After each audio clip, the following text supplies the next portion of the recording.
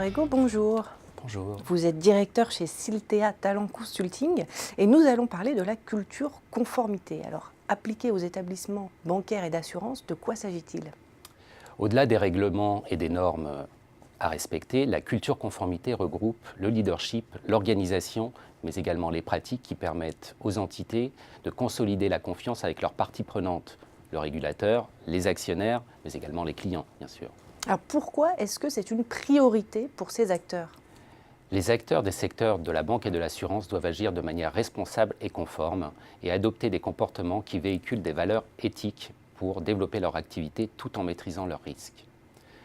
Ces dernières années, les changements réglementaires répétés sont venus bousculer l'organisation et les process de ces établissements, en particulier avec l'utilisation de nombreux outils additionnels et l'augmentation de la charge administrative.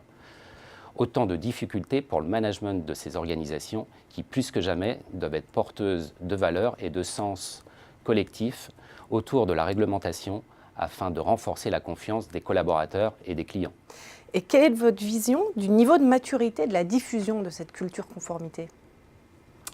Un grand chemin a d'ores et déjà été parcouru par ces acteurs pour impulser une dynamique managériale permettant d'une part d'optimiser les process métiers et d'autre part de veiller à ce que chaque collaborateur dispose des compétences requises et porte un discours adapté sur la conformité. Toutefois, on peut encore constater une grande disparité de situation en matière de culture conformité en fonction des métiers et des typologies de clientèle. Alors, quel chemin reste-t-il encore à parcourir?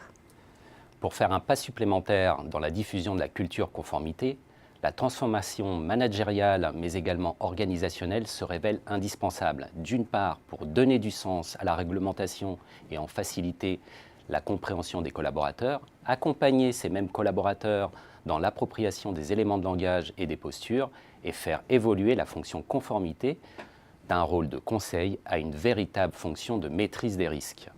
Alors, pour accélérer cette transformation, quels sont selon vous les facteurs clés de succès?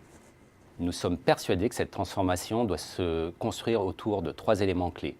Transmettre l'esprit de la réglementation afin que chaque collaborateur en comprenne le sens et puisse faciliter la déclinaison opérationnelle.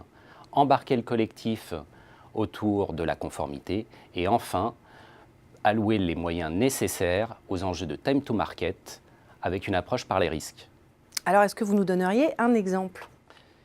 Il s'agit d'intégrer nativement la conformité dans toutes les démarches de transformation de l'entreprise et de profiter de cette occasion pour revisiter un certain nombre de pratiques.